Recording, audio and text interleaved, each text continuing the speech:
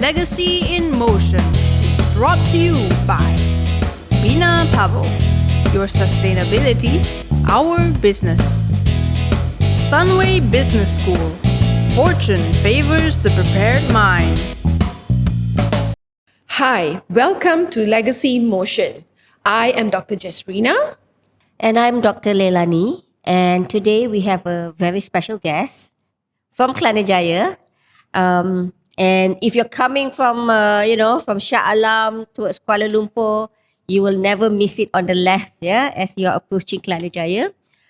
So it's Mr. Brian Soo from Fire Fighter Industry, and he's the Chief Innovation Officer. So, Jess, on to you. So, Brian, can you tell us about the beginnings of firefighter industry? Yeah, so Firefighter Industry, we've been around for 52 years. We're one of the oldest fire safety companies in Malaysia, still surviving, currently in the second generation. How it started was when my dad, he was 22 years old. He just came back from the army, actually. Wow. And he was actually in another fire safety business doing sales. And what happened was that, and this is what he tells me now, okay? He says that the company couldn't support his sales. And so he had to leave the company. And he didn't know what to do next. So the next thing was one of his friends told him, actually, why don't you go back into fire safety? Every building, he was pointing at every building needs fire safety. Right. And it's a good business. So he was like, oh yeah, you're right. So, I mean, back then, things were simpler. He just took 500 ringgit and with this dream that he carried on with him and started a business. And 52 years later, it's still running. Yeah. 52 and counting. 52 years and counting, yes. Yeah, fantastic. Yeah.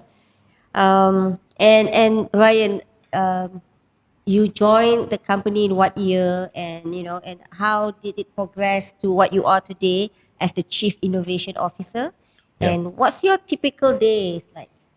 Yeah, so I joined at the most interesting time. I think 10 years from now, people won't understand what happened in 2020, COVID.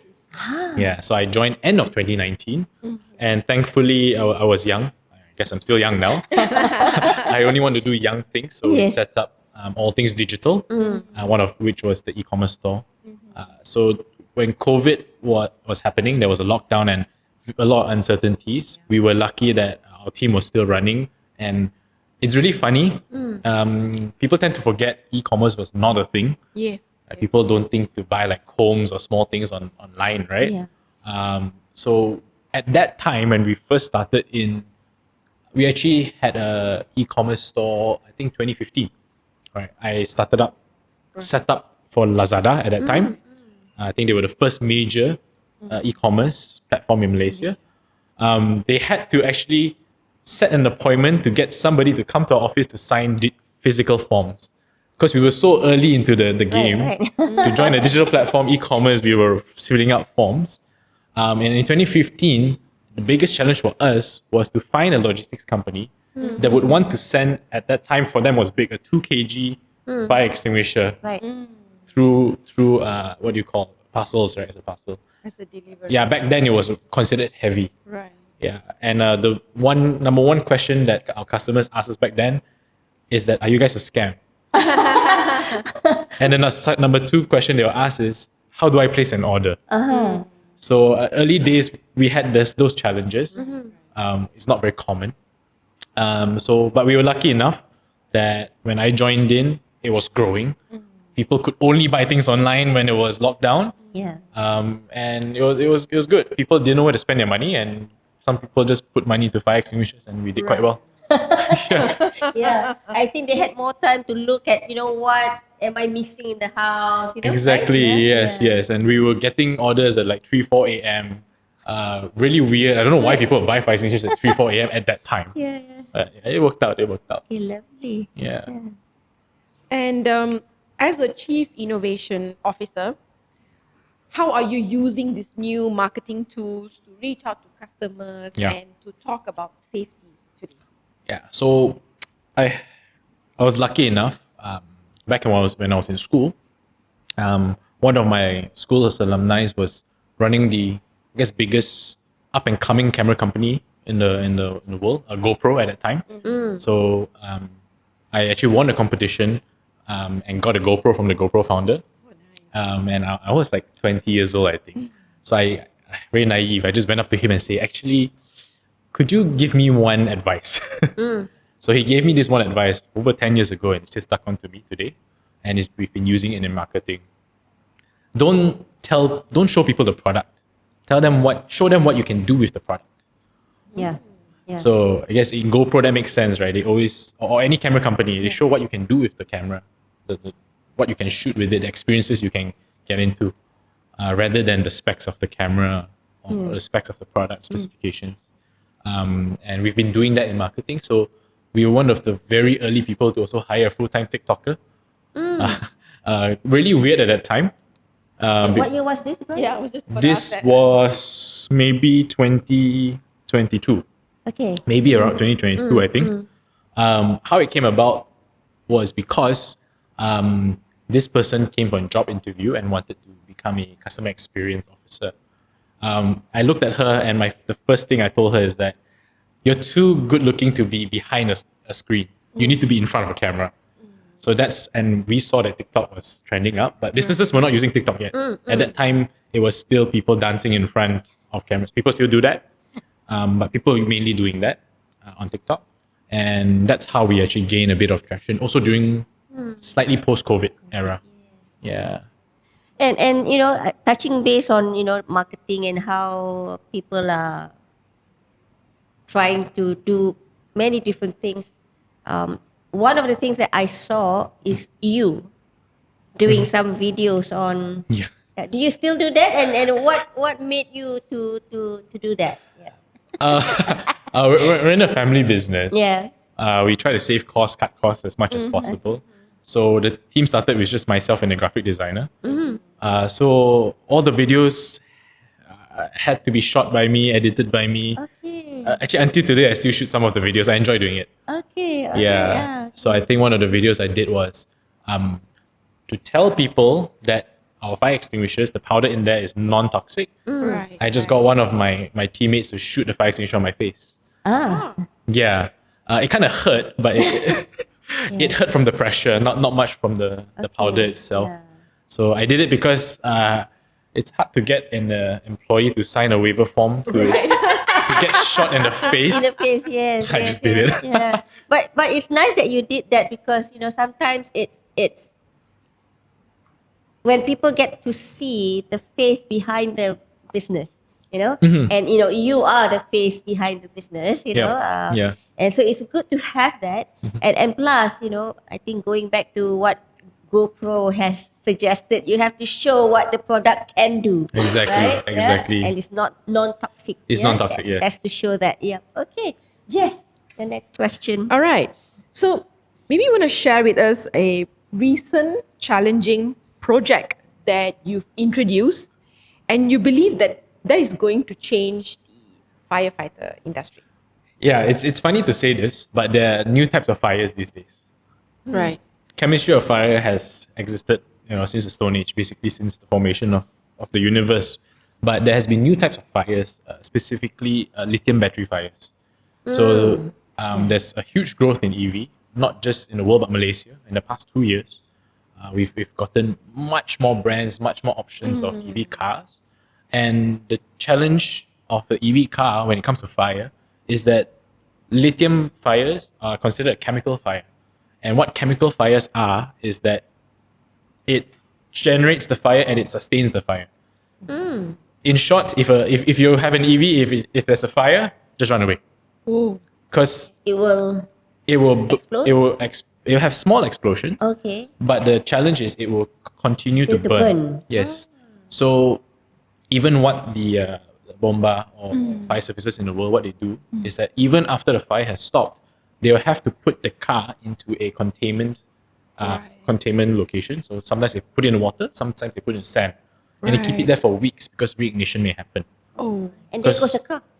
The car is gone. Gone, total loss. The car is gone, yeah. The car is gone. yeah. So there's new types of fires. So I think it was 2021, we were already looking for a solution for EV cars. When EV cars in Malaysia were essentially non-existent at Yeah. that time. But we saw the challenges that other countries were facing at that time. And thankfully now we are one of the leaders in providing EV fire safety solutions in Malaysia, because now every public charging station needs to have an EV fire blanket placed in the charging station. Yeah, so we serve majority of the charging station companies in Malaysia now. Right. Yeah, so new types of fires, and now there's a newer type of fire which actually burned down a whole plane last year. Power bank fires.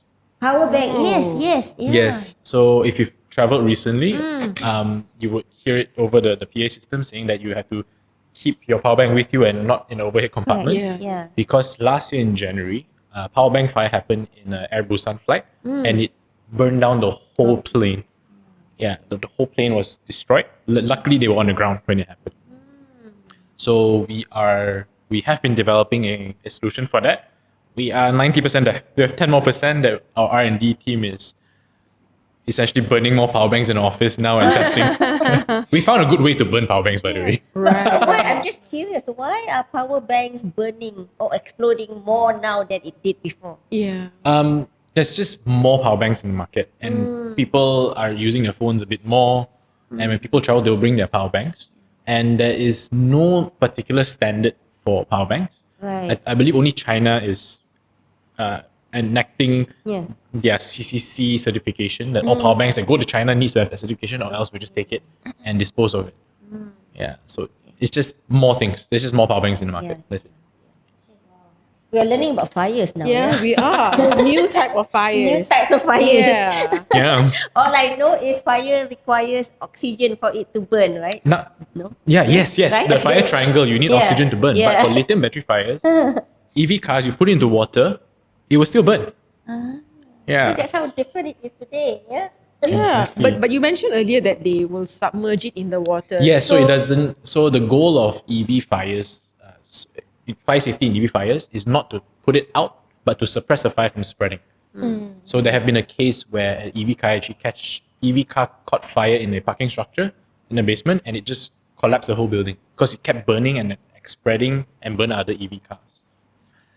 So yeah, I drive an EV, by the way. There are the safety features in EVs, but there are dangers to it as well, like everything. Okay. All right. And you're the boss of the fire extinguisher, so you're very, you're very safe in the car. Yeah, we just run away. Literally, just run away. He said, just run away. Just run away. Just run away. You can't do Hackers run anything. away, okay. Yeah. New fire, okay, new type of fire. Okay, Brian, going back to, the family business, Yes. So you joined at the time where it was just before COVID in 2019. What was the challenge back then, when you joined the company, being the son of the boss, Yeah. and 15 years down the road, yeah? Yeah. It's been 15 years, yeah? 6 years since I joined. It's okay. 6 years. 6 years down the road, Yes. You're the CIO. What are some of the toughest or the biggest challenge that you're facing in the family business? I think I wish I met BinaPavo a bit earlier to learn a bit more about family business. Yes. Traditionally, you don't learn much about family businesses or what you should do in a family in school. I guess now, Sunway would have all of these programs now, but back in the day, it's not really a thing that's talked about. Right? You're building entrepreneurs, you're building business owners, but not building second, third, or fourth generation within a business.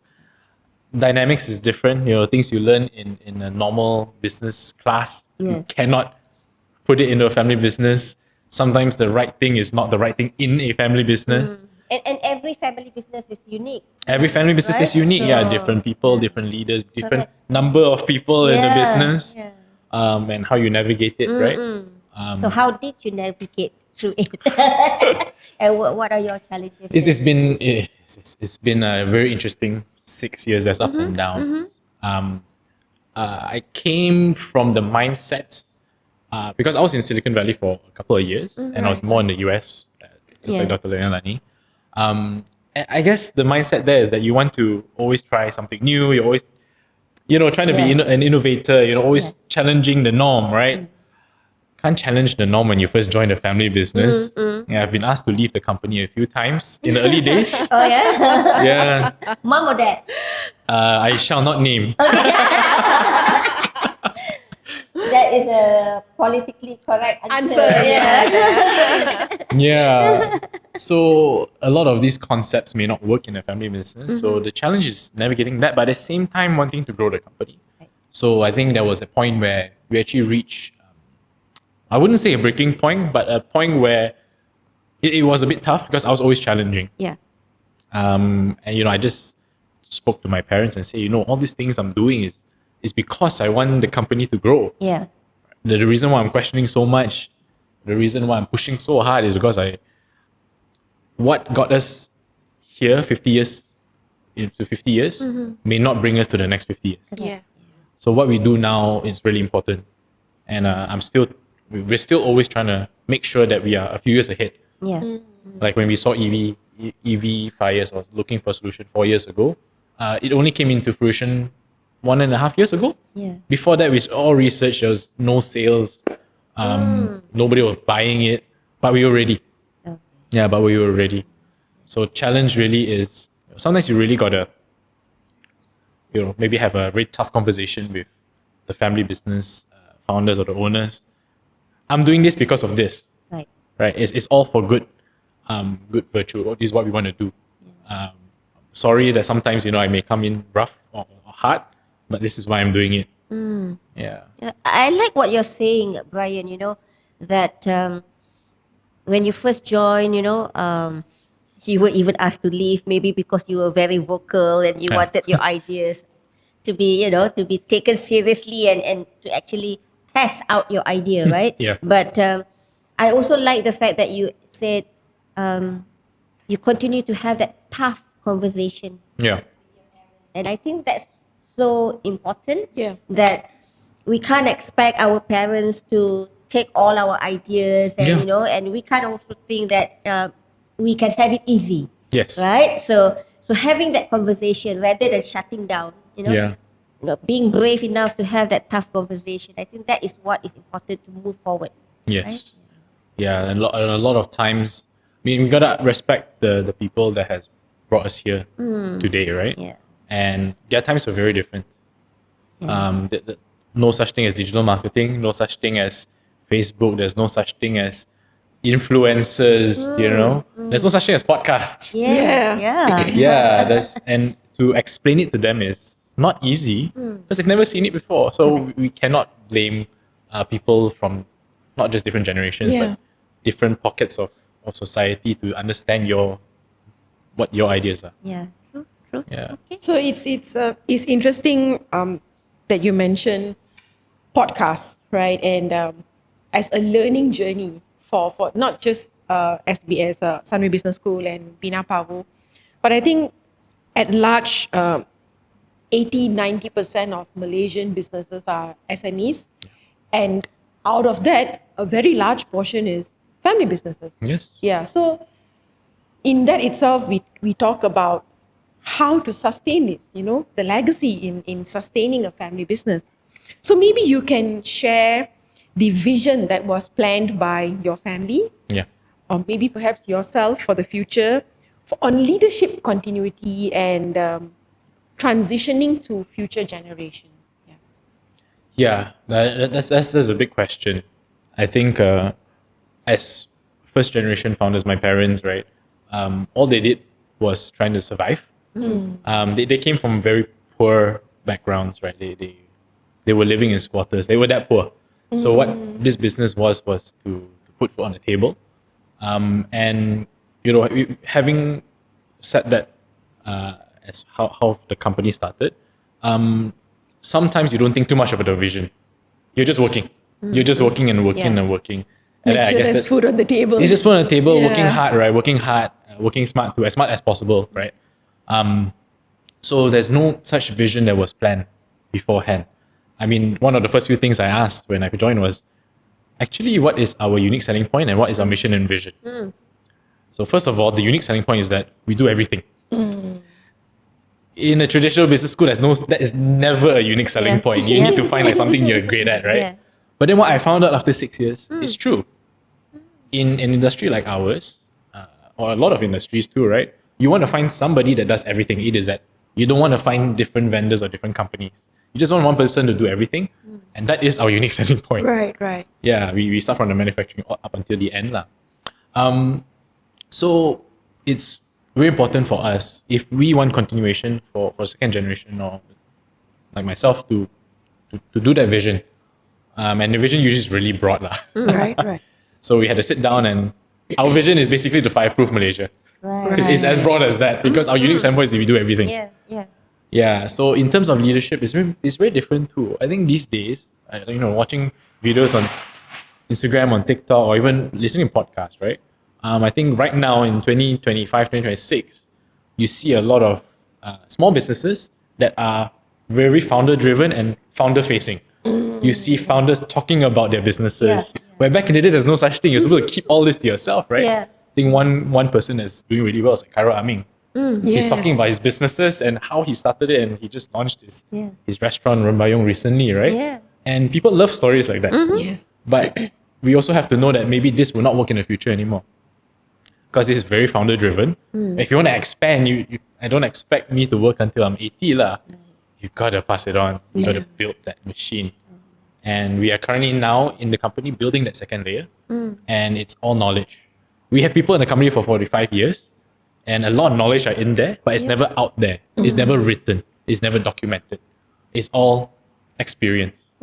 So for continuation, we are now doing our internal academy, our internal trading academy, to make sure it's passed on to the second, third layer of the business. This is fantastic. So basically, you are documenting tacit knowledge. Yes, the knowledge, yeah.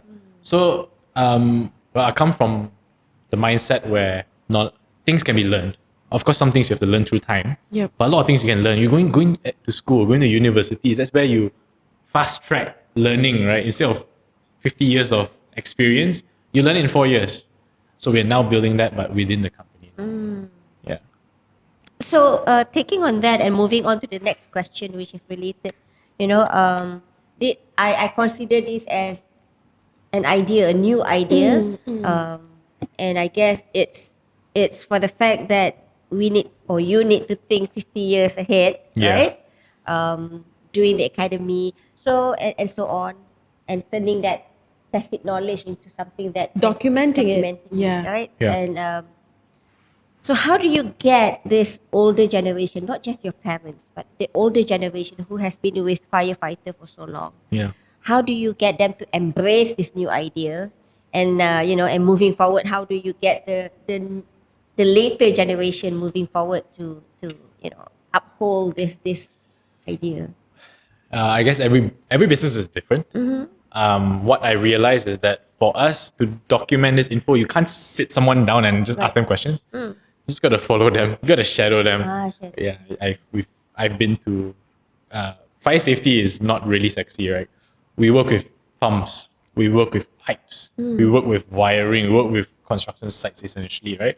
We just gotta get on the ground.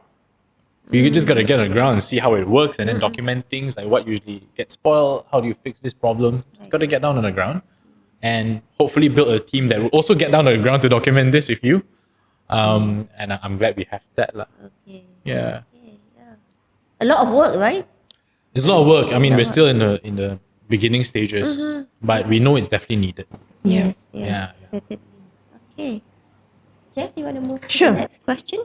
So now that you have all these new ideas and new fire, right? How do you get your team and the older generation in the team to embrace these ideas? Yeah. So, I guess different companies do it differently as well. Some companies, they want to integrate the new and the old together. We integrate it, but we also separate it at the same time. So new products, new services, we have a separate team for it. We have a separate team doing the EV fires, the solar fires, and we complement them. So for example, we have clients that have been with us for 20, 30 years, that we've been doing their traditional fire safety, their pumps and everything. We're not going to suddenly start introducing this, hey, your solar panel may catch on fire, but we have a team that's ready for that. So when our traditional team is like, hey, our customer is actually asking about what happens when the solar catches on fire, then our team goes and support. Yeah, so it's more complementing rather than like head-on clashing. So what we learned recently is that, I guess it's from the book 48 Powers, Laws of Power. I think the law number 1 is to never beat the master. Yes. Yeah, so you should never compete with what was built before, right? But always complementing, and that's what we've been trying to do. I only learned this like 6 years later, lah. Okay, that's why I've been asked to leave the company a few times. Learning. Yeah. Well, even when they ask you to leave, you're still here, and you're Chief Innovation Officer. So Yeah, I'm still here. And stronger. Yes. Yeah. I Definitely. suppose innovation is like that. You know, when it's new ideas, people talk about how bad the ideas is when they wear their black hat or their, white hat or blue hat or whatever hat. And a lot of things is always an initial reaction, human reaction to say no. It is, and nobody likes change. Yes. Yeah, this is what my wife told me. Yeah, true. And you have to be brave enough, to actually want to have and implement some change into the normalcy of life. Yeah. And I think a good thing that I guess founders, my parents would have done is giving some breathing space. So that breathing space actually helps for us to look at other things, not just the day-to-day operation. So it's important to know, in family businesses, every generation has different roles.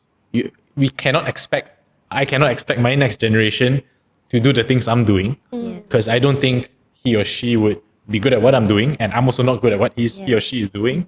So we just have to be very clear that, hey, I cannot be as good as you in what you've done. Let me do what I'm good at instead. Yeah. Then it goes back to complement each other. Yes. Not fighting head on. Okay. So let's go back to what you said about breathing space. Your parents give you some breathing space. So my question is, as you are maneuvering, your family business, what are some of the key lessons that that you've learned from your parents? The fact that your parents have given you that breathing space, but what are some of the key lessons that you've learned, or some of the values that your parents has inculcated in you? That that this is the family legacy, and it's in your mind, and you want it to continue. I think in family businesses, respect is very important. Not just to the founders, but to the people in the business that has built with the founders for many years, many decades. For ours of 45 years, right? What that means, respecting the people that's built, is that they know what they're doing too, and they've done this. That's what I guess there's a saying, right? They have eaten more. Was it eaten more salt? Eaten more salt. Eaten more salt. I've ever eaten more rice, right? It is true. I mean, I never understood this when I was younger, but now I do understand that. And always hearing them out, respecting what they've done and their ideas as well. Sometimes they may not have ideas because they're just a machine, right? They're just working. They're just trying to work. So we got to ask them and poke them a bit once in a while. But respect is one thing I really learned, not just to the founders, but to everybody else in the business. Yeah. And just over the years of being in a family business, what do you think is a common myth of family business that you think is not true? Yeah, I just had this conversation recently. A lot of people, I don't blame them for thinking this. A lot of people think that, second or third generation business people, they don't get stressed out because they've been given the silver platter, and you've been chilling your whole life. You should be okay, right? Why are you complaining about stress at work? But stress is relative. Everyone has different kind of stress, a different type of stress. So, being hardworking is different too. I mean, some people say, "Hey, you're second generation, you don't have to be so hardworking lah. You just live on your parents, whatever your parents built lah." But that's not the case, right? While yes, we have to acknowledge that we have a slight head start, or we have the privilege to do so. But then we have different sets of challenges too. I mean, just a simple example is that as a second generation, if you want to grow the business, you got to really push for ideas. And the stresses may come from how to push these ideas. Yeah. So like in a family business, sometimes it's not in a meeting. Sometimes it's over dinner, over lunch, Oh yeah, with the parents. with the parents, or even a holiday. Correct. Yeah. It's a 24/7 thing, you know. If you are working for a company, I mean, this is a generic way of thinking it, lah, right? You put ideas during a meeting. Yeah. But in a family businesses, if you live with them, you need to find the right time. Correct. Yeah. And that stress is tiring, man, because you're thinking about it 24/7. And trying to figure out when mom and dad is in the mood, Exactly. to listen to the new idea. Exactly. Yeah. Then sometimes you just gotta like repeat yourself for a few years. Correct. Yeah. Then you're like, oh yeah, actually you're right. But sometimes they don't even tell you that you're right. But it's fine. And I do think that a lot of businesses, like what you mentioned, the first gen is always about survival, Yes. you know, and then the second gen is the one implementing the new ideas, growing the company. Yeah. And so it is different kind of stresses. Yes. And looking at generation in itself, for example, us with our phones and our emails following us, and you know, contacting clients at whenever they want. Yeah. So it's a different kind of challenge, I believe. Yes. So I wouldn't say that you can say no stress, you know, and chill out. I doubt that's true. Yeah, I mean, a lot of maybe second or third or fourth generation, their stress will be how to grow the money. To a lot of people, it's like a lot of money is good, but then you need to also grow and sustain, right? Correct. Growing the money is tough. Where are you going to put your money? Who you're going to invest in? What's going to be the trends? Yeah. That's also a stress. Yeah. Having money is also a stress sometimes, which is really weird to say, but it's true. That's true, it's true. Yeah. But I like what I'm hearing, Brian. I think your parents has inculcated very good values in you. You know, the fact that you understand that as a second generation, you have the responsibility Yeah. to figure out what to do with the money and how to do more with what you have, and not just be complacent Yeah. and be happy with with the silver platter, right? Yeah. You know, so we can't just be happy with the silver platter. So Yeah. the fact that your parents has inculcated that I call that responsibility. You know, the values of being responsible. And having said that, as the second generation, you know, how do you balance with the values that you have? I hear respect. Yeah, I hear responsibility. You know, Yep. but how do you balance honoring tradition with driving change as what you are, the CIO? How do you balance that? Yeah, so we just have to know what the values of the company, like as mentioned, what you asked, right? What's the value of the company that we have, and set a very good North Star on what we're trying to achieve. Once we have that North Star, I mean, this is also something that most of the time the first generation may not understand, that there's many ways to slaughter a chicken. Yeah. There's many ways to get to the same goal. Yeah. Yep. And sometimes we get into arguments, right? I just tell them, can you just let me do it first? Give me the goal, let me try to figure it out. If the goal is profit, let me try to find like another profit driver. Don't just ask me to, do what you're doing and work harder. Right? Yeah. Sometimes it doesn't work that way. So we just have to know what's our North Star. And for us, our vision is to fireproof Malaysia. So whatever we need to do, we get there. So it's good to have a very broad sort of vision. And how to get there, you gotta ask for that breathing space. Sometimes I have to request for breathing space. Yeah. Most of the time I do. I'm the one requesting for it. A few times you have said, your vision is fireproof Malaysia, and now you're referring it as the North Star Yes. for firefighter industry. Yeah. So it's clear to me that you know where it's heading or where you want to take Yeah. firefighter industry. Yeah. So how we're getting there is also kind of weird. So we're not just doing fire safety anymore. So I mean, I'm gonna Yeah. product placement a bit. Sure. So Sure. fire safety is something that people don't care until something happens.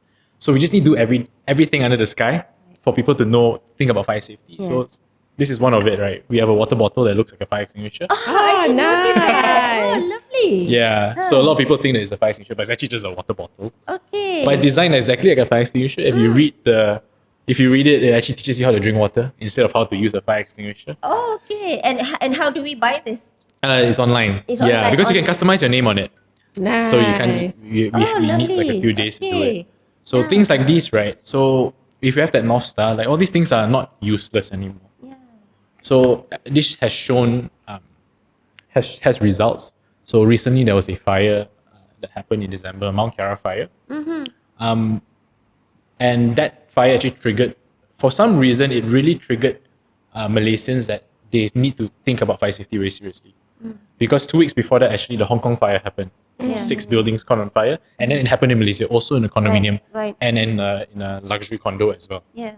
So all these random things that we're doing helped us to be ready.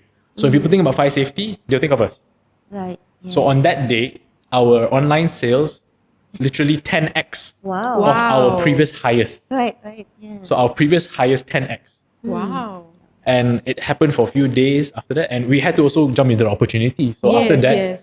on that week itself, I got our team to reach out to 100 condos in KL and tell them that, hey, we have fire safety trainings. In case there's a fire, we can train you guys for free with some minimum requirements. Right. We just had to get on that lah. So we're not just sitting as well lah. Yeah, Right, yeah. right. I just want to add, New Year in Switzerland, there was that fire, Yes. at the club, Yeah. and so many people died. Yes. What's your take on that, and how do you think that we should we educate, Malaysia. our Malaysians with, being more careful? Yeah. So that fire is very, very tragic. And I think Yes. they were all quite young as well. Young ones, yeah. But that one, I believe the source of the fire was the building not reaching the fire codes. Right? They were using materials that are not fireproof. I think the sparkler hit the roof, and it was a soundproof material, if I'm not mistaken. And that soundproof material was not fireproof, so it spread like crazy. Yeah. I don't know if you've watched some videos. Yes. It's very sad because the exit was so tight. It was like a zombie movie. People were just stuck at the exit and trying to climb out. You see them literally, they can't do anything. Yeah. They're just stuck there. It's like it's almost similar to the Korean Halloween incident in Itaewon 4 or 5 years yes, ago. Yes, yeah. Yeah, I went to that site and it was quite chilling to see. Actually, That very tragedy rare, can happen. Yeah, it's quite scary as well. But the education is that if you know about fire and if you're in that room, you know that that's bad. I need to leave now. If you see in the video, some people were still like having fun, still recording videos. They didn't realize that it's going to be a threat. Yeah. So if you know a bit about fire safety, you know that that's going to spread. So this creating awareness, not just to homeowners, to building owners, but also to the young ones, right? Yeah. To not be, or rather don't underestimate that little fire. Yep. Right? Exactly. Yeah, fire grows really fast, and that's very important in family business too, right? Yeah. Yeah, we got to start young. Right. Yeah, start them young. Yeah, that's the only way, immerse yourself in it, right? Yes. Okay, so let's have one last question. So what is the most important goal that you are working towards for the firefighter industry right now? Yeah. So right now, we're at a very interesting space where fire safety is getting a bit more attention. We have a good leader in the Bomba now, making sure that regulations are being done properly. We are professionalizing fire safety in Malaysia, not we as in our company, but Malaysia in general. And we are going towards more mature countries like Australia, like the UK, which is really good. So we internally ourselves, we have to professionalize a lot better as well. So training is definitely one of them. So I believe in the UK, they would do fire tests, fire drills every week. In Malaysia, we do it once a year. Oh, yes, yes. In the UK, they're very serious about it. Once a week, as I was told. I have not really cross-checked this. So as the country progresses, we also need to make sure that our product offerings are up to standard as well. We can't just work like before anymore. So like for us, we have good partners to create more products for us. So we are working together with the second largest CCTV maker in the world to introduce more products in Malaysia, not just for homes, but for businesses as well. So what's next for us is really the new fires. We're really looking into the lithium battery fire, specifically the power bank fires also. There's no solution for it right now. It's difficult for us because no one has done it before. And the world don't expect a Malaysian company to do this too. Yeah. So it's been a challenge. We've been told by some people that Malaysian companies are traditionally not good at this. Why should I believe in you? That's a challenge. But I'm excited. Yeah. Yeah. I think at first when I first joined, a lot of my friends say like, it's quite boring, right? Fire safety. Oh, which part is boring? Yeah. With the new fires. Yeah. I guess your friends don't Yeah. really understand the stress you're in. Yeah. Right? Exactly, I mean, exactly. Working with parents, working, in this firefighting, fire proving Malaysia, I think that's something that perhaps they are not too aware of what you are really doing. Yeah. Yeah, exactly. So we're trying to make it more fun to have customized extinguishers. It's been fun because we have now people collecting our fire extinguishers. Yeah. There'll be people just messaging us like, when is your Chinese New Year edition coming out? Wow. Oh, you have things Yeah, like that. we have Chinese New Year edition, we have Raya edition, we have Christmas edition. Our Christmas last year did really, really well. Okay. And people are collecting it. So what kind of items do you sell besides the water bottle and Oh, we sell customized fire extinguishers as well. right? Yeah. And How much is a typical fire extinguisher? 1 kilogram fire extinguisher, the common one is about 50 over ringgit. The one that customized are about 100 over ringgit. Okay, Yeah. and this is meant for Homes. home use. Yeah, Yes. so you better go and buy one from firefighter. Right, you. every home needs one. Right, Every home needs at least one. at least one. Okay, according to Brian, at least one. Yeah. Okay. Yeah. All right. So Yeah. So with that, I think we come to an end. Yeah. I've learned so much, Brian, from you. Like I said,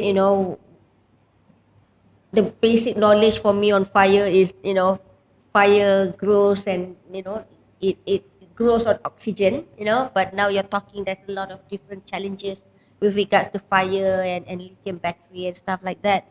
I also hear that, with your North Star, yeah, you know where you're heading, fireproofing Malaysia, and the values and the legacy that your parents has inculcated in you. I think respect is so important. Yeah. I think on a personal level, I can really feel that, you have that sense of responsibility as a second generation. Yeah. And that will really take firefighter industry, way beyond 10, 20, 30, 50 years. So I wish you all the best. Thank you. For the next generation, that stewardship, that sense of responsibility is so important, and I see that in you. So I wish you all the best. Yeah, and I thank you for your time today. So this is Legacy in Motion with Brian Soo, Chief Innovation Officer, Firefighter Industry. thank you for watching Legacy in Motion. Thank you.